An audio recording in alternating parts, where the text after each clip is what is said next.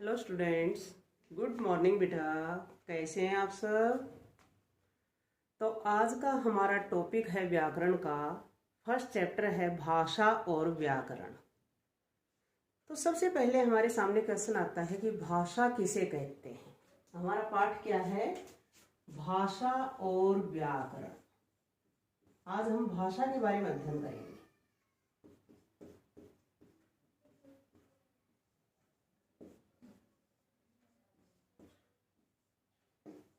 Topic क्या है हमारा?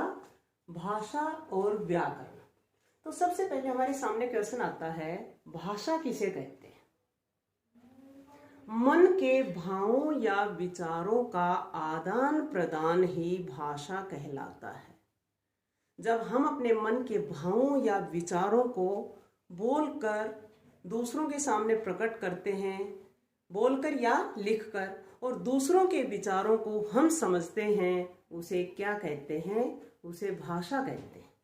ठीक है, तो विचारों का आदान प्रदान ही भाषा कहलाता है। भाषा की परिभाषा क्या हो जाएगी? विचारों का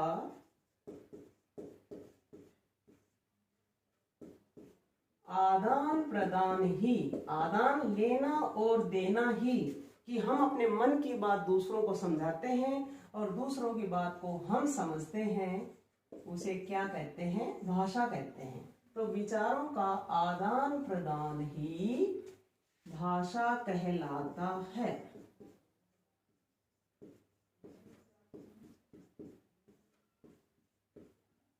ठीक है, आ गया समझ में? विचारों का आदान प्रदान ही भाषा कहलाता है कि मैं अपने मन की बात बोलकर या लिखकर आपके सामने प्रकट कर रही हूँ और आपकी बात को मैं समझ रही हूँ, उसे ही हम क्या कहते हैं? भाषा कहते हैं। ठीक, अब है भाषा के प्रकार। भाषा कितने प्रकार की होती है? भाषा के टाइप्स कितने प्रकार की होती है? भाषा मुख्य रूप से दो प्रकार की होती है। कितने प्रकार की होती है? दो प्रकार की।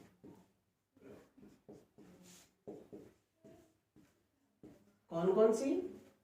नंबर 1 मौखिक भाषा और नंबर 2 लिखित भाषा।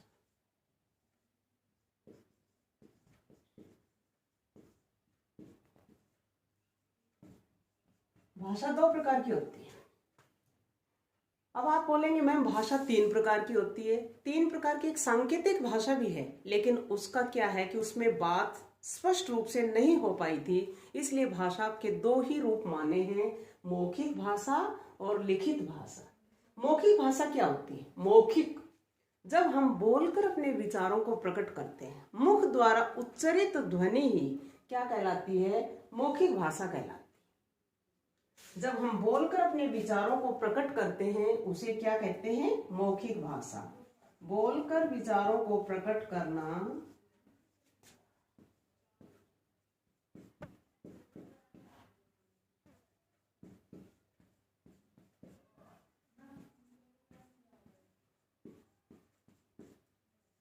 क्या कहलाता है? मौखिक भाषा कहलाता है।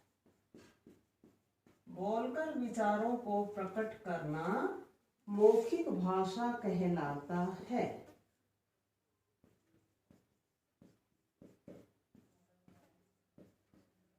आगे समझ में? जैसे कहानी सुनाना, कविता सुनाना।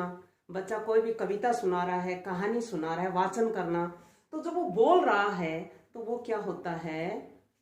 मौखिक भाषा कहलाती है। तो बोलकर अपने विचारों को प्रकट करना मौखिक भाषा है, और लिखकर अपने विचारों को प्रकट करना क्या कहलाता है? लिखित भाषा कहलाता है। ठीक है, ये दोनों में अंतर है। लिखित भाषा, लिखित में क्या आएगा? लिखित भाषा, इसमें हम लिखेंगे लिखकर अपने विचारों को प्रकट करना, लिखकर अपने विचारों को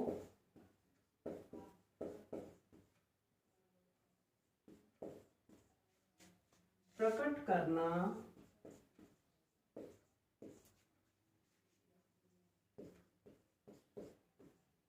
लिखित भाषा कहलाता है।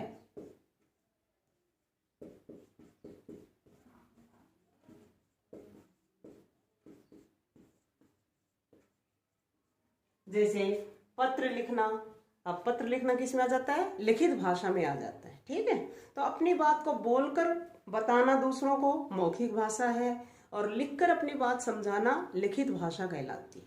ठीक है, अब इसके बाद आता है हमारे सामने क्वेश्चन, लिपि क्या होती है? लिपि किसे कहते हैं?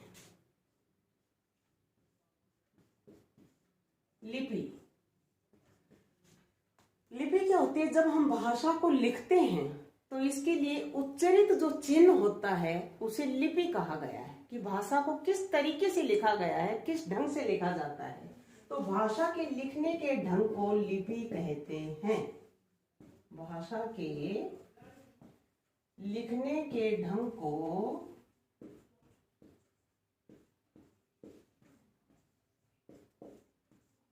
लिपि कहते हैं। क्या कहते हैं? लिपि कहते हैं।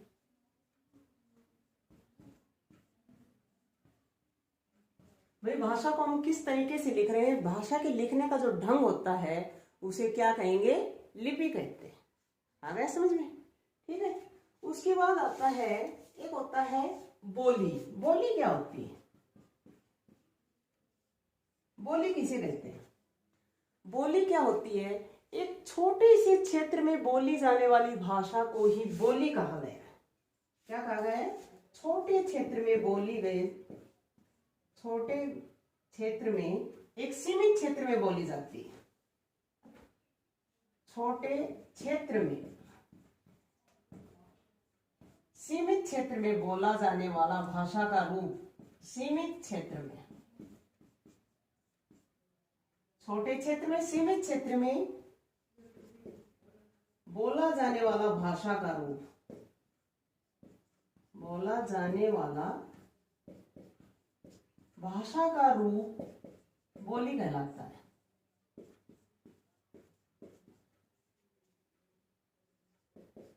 बोली कहलाता है। ठीक है, ये हो गया बोली। एक हो जाता है फिर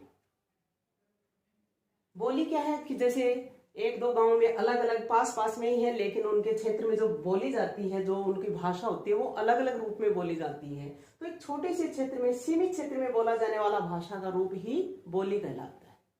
ठीक है, तो ये हो गई आपकी बोली। भाषा, बोली, लिपि।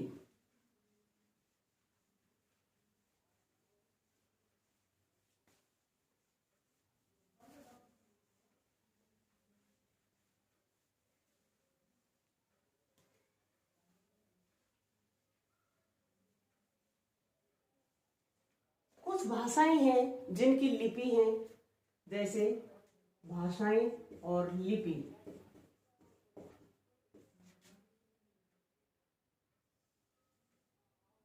इनकी लिपि बताएंगे। लिपि, भाषा के लिखने का ढंग लिपि कहलाता है। तो जैसे हिंदी है हमारी, संस्कृत है,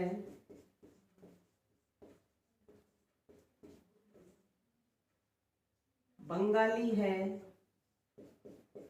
मराठी है, इनकी लिपि क्या है? देवनागरी लिपि है। कौन सी लिपि है? देवनागरी लिपि। इन सभी की देवनागरी है। अंग्रेजी की लिपि है रोमन। कौन सी है? रोमन। उर्दू की है फारसी। पंजाबी की लिपि क्या है? गुरुमुखी।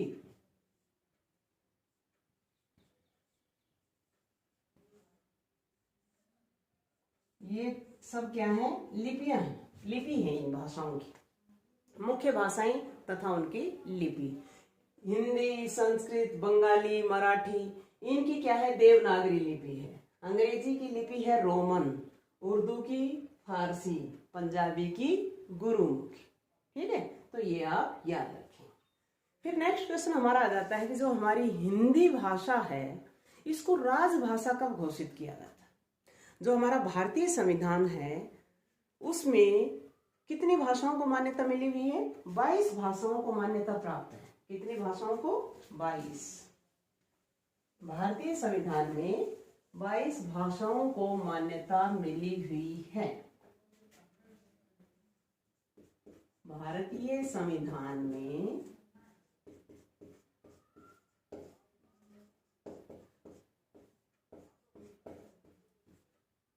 22 भाषाओं को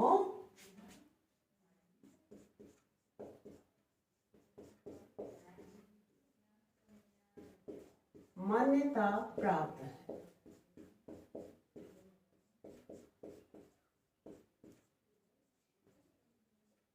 जो हमारी हिंदी भाषा है उसको राजभाषा कब घोषित किया गया था?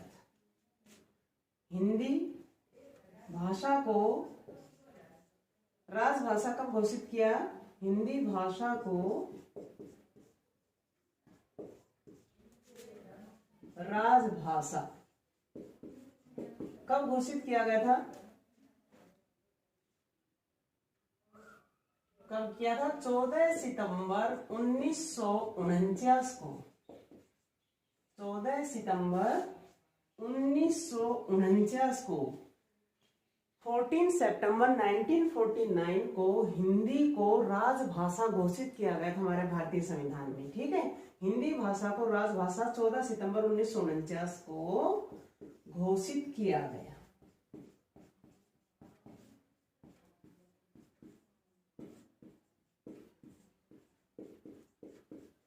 तब से लेकर हम 14 सितंबर को हिंदी दिवस मनाते हैं। आपसे क्वेश्चन पूछा जाता है हिंदी दिवस कब मनाते हैं? आप बोलेंगे 14 सितंबर को। क्यों मनाते हैं? क्योंकि हिंदी भाषा को भारतीय संविधान में 14 सितंबर 1949 को राजभाषा घोषित किया गया था। तब से लेकर हम 14 सितंबर को 14 सितंबर को हिंदी दिवस के रूप में मनाते हैं। ठीक है, फिर हमारा क्वेश्चन आता है व्याकरण। व्याकरण क्या होता है? हम व्याकरण पढ़ रहे हैं, व्याकरण का ज्ञान होना चाहिए। व्याकरण शब्द किसके मेल से बना है? वी प्लस आ प्लस क्री धातु के मेल से बना है। क्री धातु के मेल से।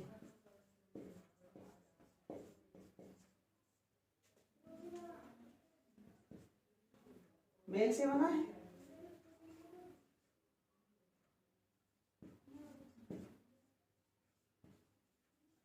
अब आपसे पूछा जाता है व्याकरण किसे कहते हैं? व्याकरण क्या है? तो आप बोलेंगे व्याकरण वह शास्त्र है। इसमें साधन नहीं बोलना है। भाषा साधन होता है, व्याकरण शास्त्र होता है।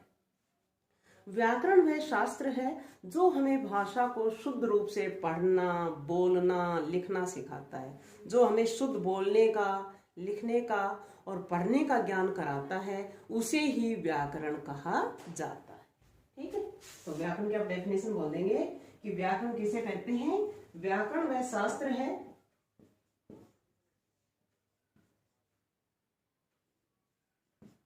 व्याकरण वह शास्त्र है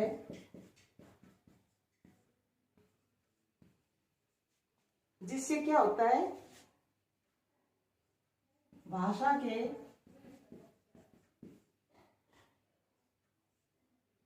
जिससे भाषा को शुद्ध बोलना,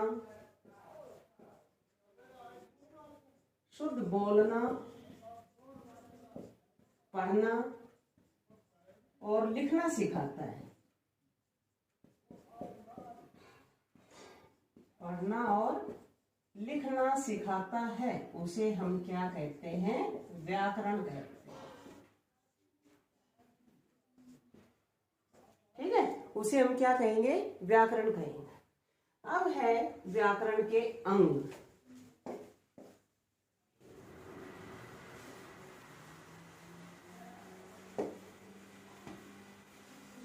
अब हमारा आता है व्याकरण के कितने अंग हैं।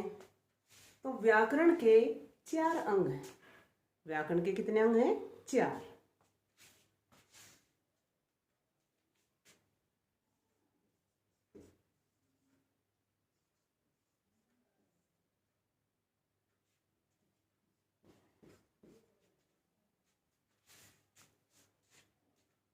व्याकरण के कितने अंग हैं? 4 अंग।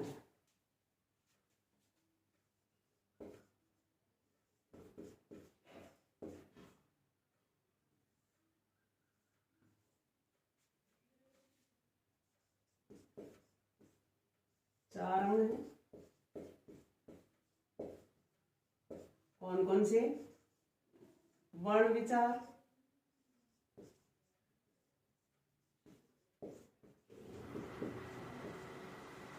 नंबर 2 शब्द विचार,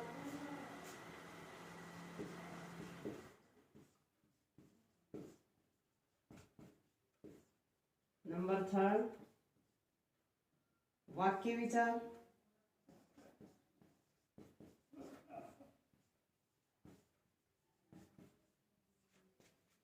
और नंबर 4 पद विचार।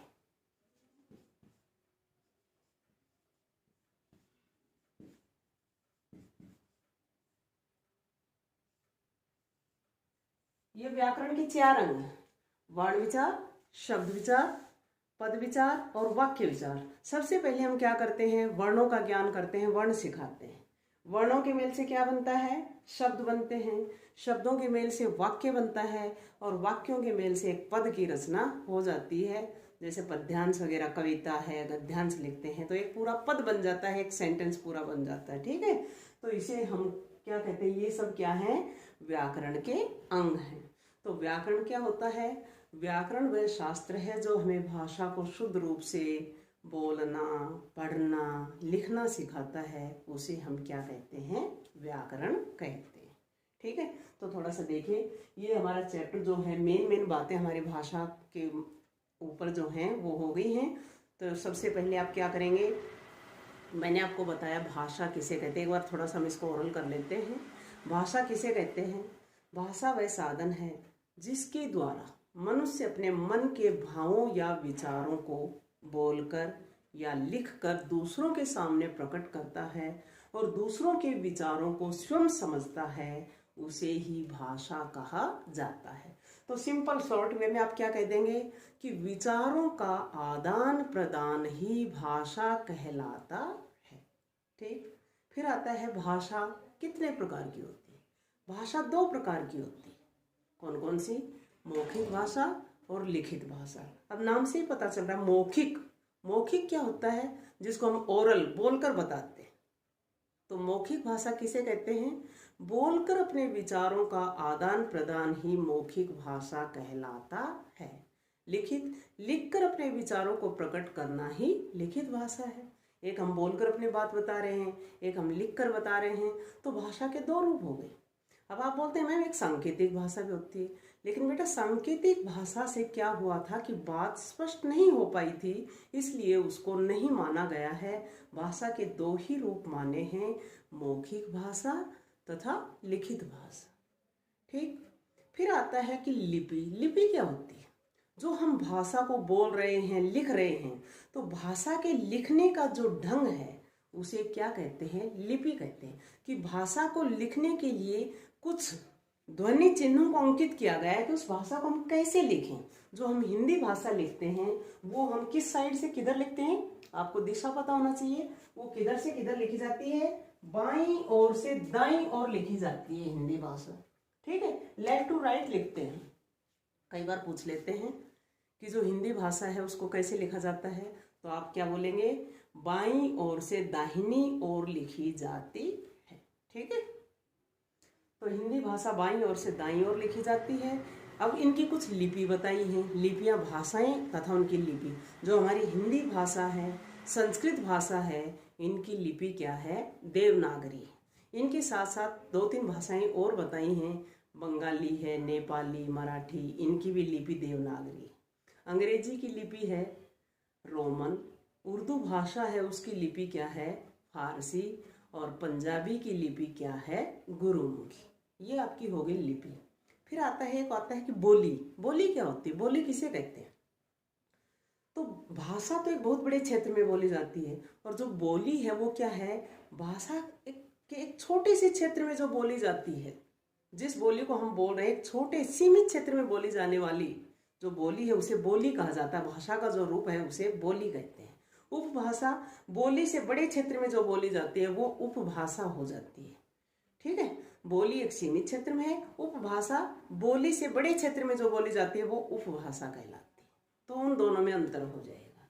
फिर आता है कि जो भारतीय संविधान है उसमें कितनी भाषाओं को मान्यता मिली हुई है? हमारे भारतीय संविधान में 22 भाषाओं को मान्यता प्राप्त है।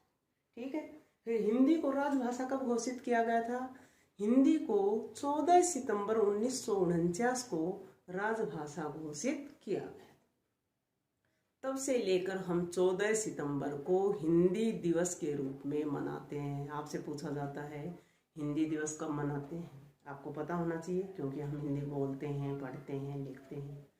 जैसे आपको पता है शिक्षक दिवस कब मनाया जाता है, आप बोलेंगे कब मनाया जाता है? 5 सितंबर को। बाल दिवस कब मनाया जाता है? 14 नवंबर को। तो इसी तरह से हिंदी दिवस कब मनाया जाता है? 14 सितंबर को हिंदी दिवस मनाया जाता है। ठीक है, तो ये हो गया हमारा हिंदी का। फिर इसमें आ जाता है टॉपिक है हमारा भाषा और व्याकरण। व्याकरण क्या है?